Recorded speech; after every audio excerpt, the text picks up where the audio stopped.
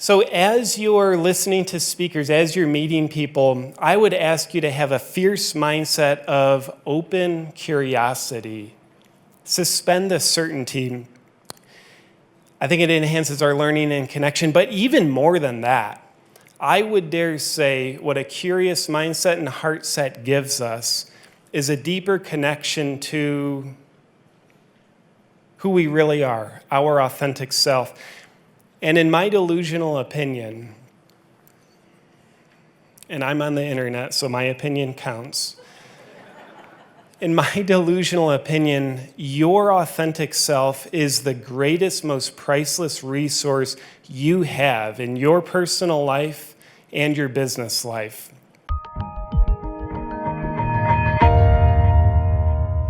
As entrepreneurs, we love facts and statistics, and here are some that I'm sure nobody in the room knows. Fact number one, there are now 480,000 plumbers just in the United States. Mike, you may have known that. Fact number two, there are now 37,500 Roman Catholic priests in the United States. Fact number three, yet there's only one spiritual plumber in the entire world. And you're going to have him as your host for the annual event. His name is JP Sears. And I've engaged him to give you mental enemas for the rest of the event. Why? Because so many of you have your head completely full of shit.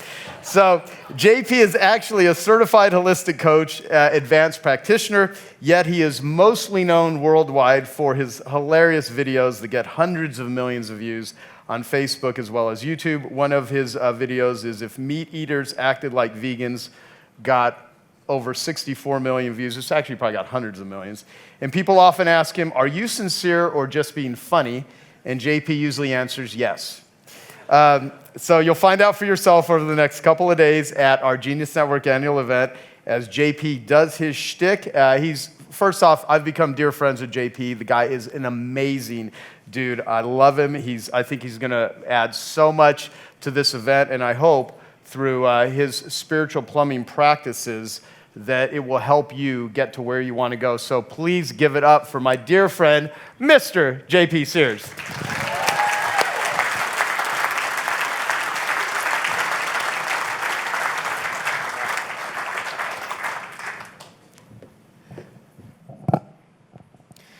Hello. So, hi, Sean. Would you guys leave? I'd like to talk to Sean for a little bit.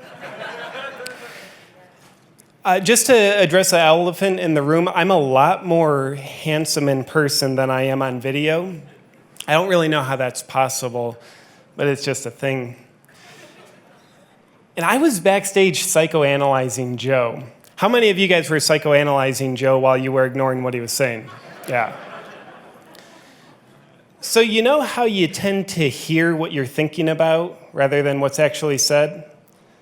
So I'm noticing Joe hearing Joel talk about open relationships when Joel's not talking about open relationships. So there's that. And then I noticed Joe's intense denial of his involvement in open relationships, which is typically like the first sign of guilt.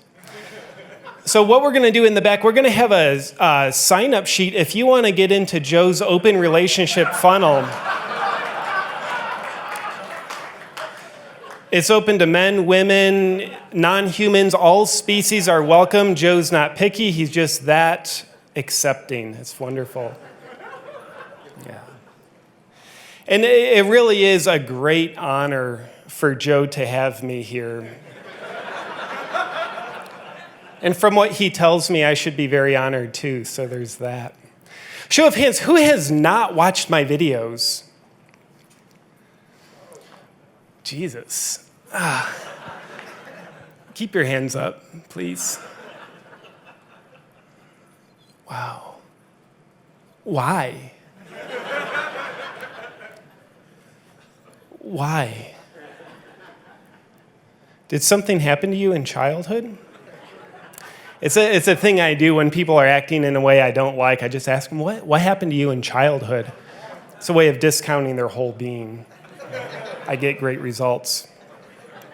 Who came here to learn something you don't already know? Show of hands. Cool. Who came here to connect with someone who you don't already know? Cool. Who came here to have a closed mind and just to be walled off? Cool. One person. That's pretty good. So everybody but you, we're in agreement. We're here to learn something. We're here to connect with people. What do we need in order to learn in a big way and connect with people in a big way? What do we need? It's a rhetorical question. Please don't say anything. You murdered my dramatic pause. Let's do that again, but don't say anything this time. What do you need in order to create a lot of learning and a lot of connection? Shh. I dare say you need an open mind and an open heart. Does that make a little bit of sense? An open mind to learn and an open heart to connect.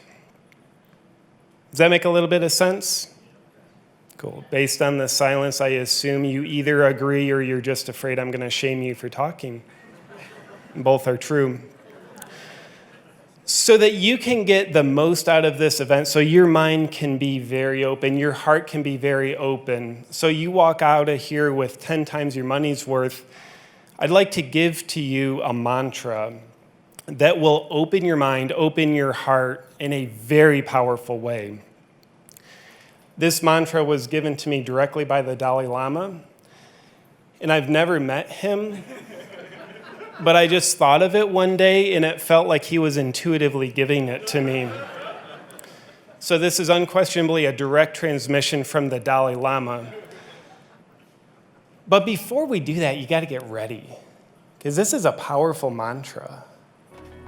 Hey, I hope you're enjoying this video, and I want to let you know that I have a new book that's come out, and if you'd like to get it absolutely free, there's a link below in the description, or you can wait till the end of this video, or you can simply go to joesfreebook.com and you can get a copy there. You okay with that, Paul? Okay, that too was a rhetorical question. So I'm going to ask you to rototill the soil of your mind real quick to get you ready. Would you agree that to open your mind, opening your body is a good thing? Kind of like the mind is the body is the mind. Typically everybody agrees with that unless you're sedentary. So I'm going to ask you to stand up if you can. I feel the resentment. Okay, I feel controlled by JP at this point, but we're also kind of building rapport, which is nice. We're all doing things in mindless unison. I like that. So I'm going to ask you to just move around a little bit, get a little bit primal, jump up and down, shake your body, make a primal noise. Yeah. You're all primal, naked weirdos underneath your business casual. Say, I'm alive. I pity the fool. I love Mr. T. Have a seat.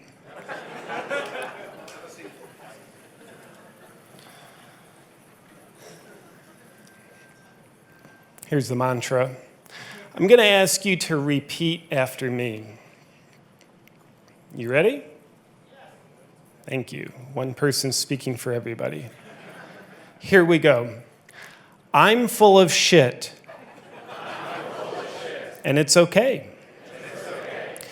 We're going to repeat this a couple times. And if saying shit isn't appropriate to you, you can say fucking shit. I'm okay with that. Here we go again. I'm full of shit. And it's good. And again, I'm full of shit. And it feels good to finally admit it. I'm going to ask you to turn to a neighbor real quick. Person A, person B. Person A, I'm going to ask you to introduce yourself, in a legitimate way. So figure out real quick who's person A, who's person B. And if you don't have a partner, it just means you're unlovable and nobody likes you. Cool. So you should have a partner. If you don't have a partner at this point, you need a lot of outside counseling. So person A, repeat after me. My name is, and then state your name. And I'm full of shit. Nice to meet you. Person B, you're up. My name is, and I'm full of shit too. Nice to meet you. Okay, now shut the hell up. We're done with this exercise. Does that feel good? Do you feel results? Like exponential results, Dean Jackson? Hashtag exponential. Why do I ask you to do that? In my opinion, when we're stuck in a place of certainty, what happens to our mind and heart? Closed or open? To me, very closed. And when we're full of shit, which in my opinion is all people, all of the time, but when we're full of it, but we don't know it, or we're not okay with it, I think we go into a fear-based place called certainty. And I think it feels good. I think it feels safe, but I also think it's incredibly limiting. Does that make a little bit of sense? I'm just asking you so you can say yes in your mind. We're continuing to build rapport. That's good. Does that make sense? Yes, it does. So I dare say an open mind and an open heart is what we're looking for. So instead of having a mindset of certainty, I think the mindset of curiosity, it really serves us. If you're looking to grow in your life, in your business, curiosity might be homicidal to the cat, but I think it's enlivening to humans. And I think it takes a lot of humbleness to be in a mindset and a heart set of curiosity. For me, the humble warrior of life is one who can look out and say, yeah, there's more that I don't know compared to what I do know. And even what I do know, that might not be on point. It might be really false. It might have served me once upon a time, but it might not serve me so much anymore. So as you're listening to speakers, as you're meeting people, I would ask you to have a fierce mindset of open curiosity. Suspend the certainty. I think it enhances our learning and connection, but even more than that, I would dare say what a curious mindset and heart set gives us is a deeper connection to who we really are, our authentic self. And in my delusional opinion, and I'm on the internet, so my opinion counts. In my delusional opinion, your authentic self is the greatest, most priceless resource you have in your personal life and your business life. I think sometimes we bury the treasure of self. We cover it up with the dirt of who we think we're supposed to be, what we think we're supposed to do to get business. But I dare say the more we can push the chips into the center of the table, wager on ourselves, the more we win. So a pervading question I'm going to ask you to carry with you this weekend is a way of honoring your authentic self, which I think does nothing but work for you in magnificent ways in your life and business. I'll ask you to carry this question with you. How can I show up in this moment as authentically as possible? You know, you might be sitting around some new people and feeling a little insecure, like we're all children dressed up in adult suits, and it's okay. You're wondering, like, is his email list bigger than mine or smaller than mine? It's like, yeah, it probably is bigger or smaller. But what if you start to ask yourself, how can I just be more real with this person? How can I be more authentic? That is super inexpensive because it's super priceless. It's always available to us. The question is, do we have the awareness to know thyself, to be as authentic as we can in any given moment, and do we have the courage to express who we really are? And in my opinion, being a genius, and I love how this is very narcissistically called the Genius Network. Still psychoanalyzing Joe, I know he named it. So to me, what a genius is not. It's not about acquiring something you don't have. It's not about becoming something that you're not. To me, a real genius, it always comes from the genius within. The real genius is being who you already are. and expressing it, having the awareness to know who you really are and the courage to express it. Are you guys okay with that?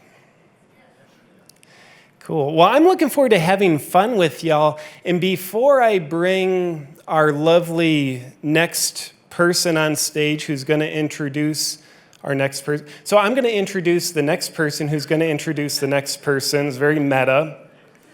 I think this is like 10xing the introductions or something like that. Show of hands, who thinks Joe is looking younger? Yeah, he looks like 3 months younger to me. And I don't know for sure, but my suspicion is he started getting Botox injections into his scalp. You can talk to Joe about that. With that said, thank you guys. I'll talk to you soon. Joe Polish, are you here?